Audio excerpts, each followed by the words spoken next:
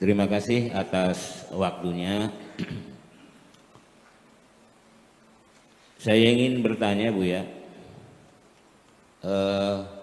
pada baris kedua dalam kitab yang saya punya, Syiakul Kalam yang ditulis oleh Syekh Abdul Qadir Al-Jailani mengatakan, fakullama izdada sofa'uhu kharaja min bahri wujudihi wa yatraku iradatihi wa ikhtiyarahu wa masyiatahu min safai qalbi. Di sini Syekh Abdul Qadir Al-Jailani mentasbihkan wujud dunia ini atau wujudnya kita ini dengan lautan-lautan. Nah, barangkali Buya bisa menjelaskan secara detail. Kemudian yang kedua,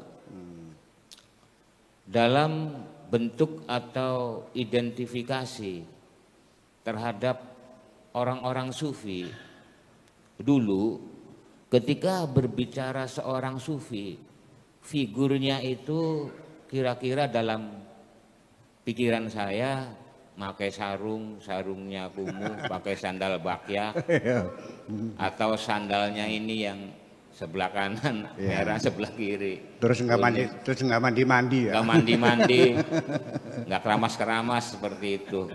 Nah, apakah figur seorang sufi yang ditampilkan oleh ilmu-ilmu tasawuf termasuk Syekh Abdul Qadir Al-Jailani ini seperti itu?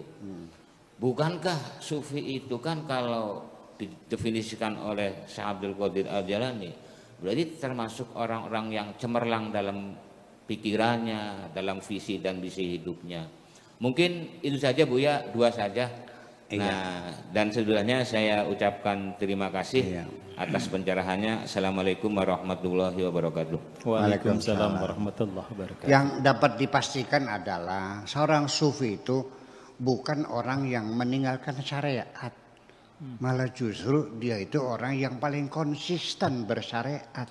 Sebab kalau bagaimanapun syariat itu adalah pintu gerbang menuju tarekat hakikat ma'rifat, itu pintu gerbangnya syariat. Jadi bohong, jangan percaya kalau ada orang mengatakan tanpa melalui syariat kita bisa langsung ma'rifat, bohong. Iya. Kalau ada orang masuk rumah tidak lewat pintu, lewat mana? Jendela. Kalau orang masuk rumah lewat jendela namanya apa? Ya udah. Iya dong. Yang nggak mungkin dong seorang itu satu. Yang kedua, seorang kekasih Tuhan itu dipastikan pasti jenius, pasti cerdas, pasti sangat sensitif, pasti sangat peka perasaannya. Iya, nggak mungkin kekasih Tuhan goblok tuh. Betul nggak? Masa waliullah goblok? Ya nggak mungkin dong, pasti cerdas. Iya, tapi tetap aja seorang wali Allah pasti dia tidak akan sombong dengan kecerdasannya. Dia akan tentu pasti akan rendah hati. Tetapi dia pasti cerdas. Ya kalau saya diizinkan, kalau diperkenankan ya seorang sufi yang benar-benar sufi ya waliullah. Itu ya IQ-nya ya di atas 130. Ya, sama dengan Einstein. Jangan-jangan dia waliullah juga. Atau Tesla barangkali. Mungkin juga. Mengapa tidak? Sebab seorang wali itu penampilannya bukan pakai sarung, ya, kemudian topongnya yang topong hitam yang pernah dicuci udah merah gitu ya, udah banyak dakinya yang enggak juga. Seorang sufi bisa berupa seorang jenderal bintang 4, seorang sufi bisa menjadi seorang presiden, bisa menjadi gubernur, iya, gajinya nggak diambil. Disodakokan untuk rakyatnya. Ada nggak? Ya. Ada nggak pejabat yang tidak mau terima gaji? Ya iya kan. Itu kan salah satu bukti. Dia mengutamakan rakyatnya daripada dirinya sendiri. Jadi wali itu bisa jenderal, bisa menteri, bisa presiden, bisa raja. Ya, nggak ada urusan. Bisa tukang beca. Iya, bisa kiai. Ya kan begitu. Nah, jadi artinya bahwa ini Syekh Abdul Qadir Al-Jailani pada suatu hari mencari formasi wali abdalnya kurang satu. Ya, ada wali abdal udah meninggal dunia, penggantinya nggak ketemu. Beliau mencari di kalangan para ulama yang berjubah, yang bersorban, yang bawa tasbih, nggak ketemu. Ya, akhirnya dia menemukan ciri-ciri dari wajahnya, dari perilakunya, ucapannya, seorang anak muda dan beragama Kristen. Pernah dengar nggak? Iya. Cinta ini pernah dengar, populer kan? Beragama Kristen, bukan Muslim. Dia yang dibina untuk menjadi wali abdal. Jadi artinya kalau sudah urusan kekasih Tuhan itu mungkin sudah lintas sekterianisme ya, lintas madhab, betul nggak? Bahkan lintas syariat. Sebenarnya pada ujungnya mah ya Tuhan kita sama kok. Itu pada akhirnya mah. Tapi ya nanti kata Buya agama sama, nanti ribut lagi udah bingung sama. Nanti bingung. Ya udahlah seperti itu. Nah, kemudian kenapa lautan keberadaan min bahari wujudi? Kenapa Syekh Abdul Qadir Jailani ini namanya tasbih maklub? Tasbih maklub itu adalah musyabah dan musyabah bihi dibalik lalu menjadi mudhaf dan mudhaf ilaih, biasanya begitu. Jadi asalnya wujuduna kal bahri, keberadaan kita di dunia ini seperti lautan. Ada gelombangnya, ada ombaknya, ada riaknya, ada badainya dan sebagainya.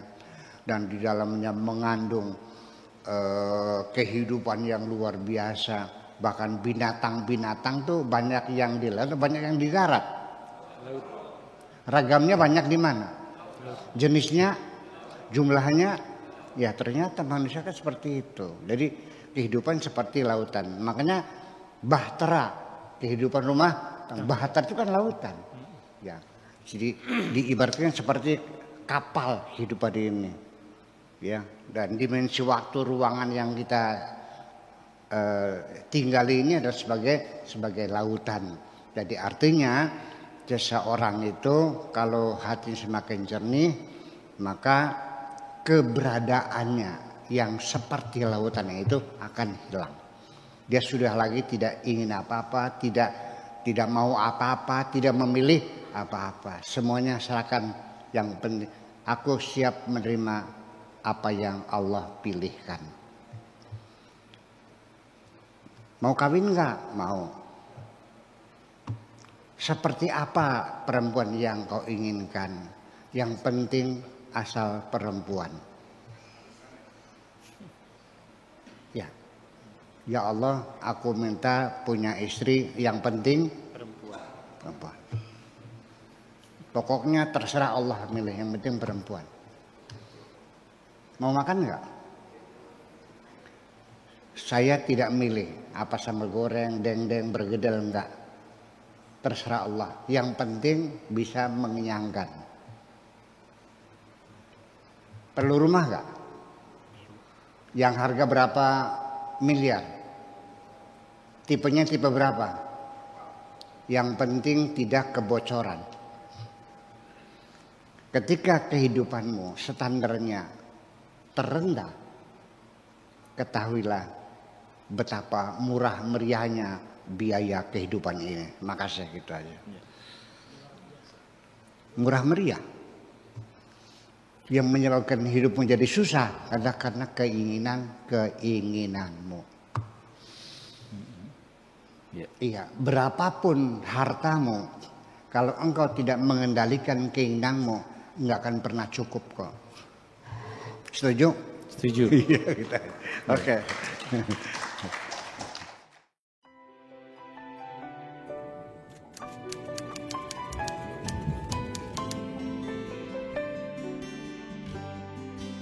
Aku hanya ingin berbagi kebahagiaan dan tidak menggurui siapapun. Terlalu sulit bagiku untuk menyalahkan siapapun. Akan tetapi apabila ada orang yang ingin mengisi raporku, tentu aku sangat gembira sekali. Dan kujamin aku tidak akan sakit hati sedikit.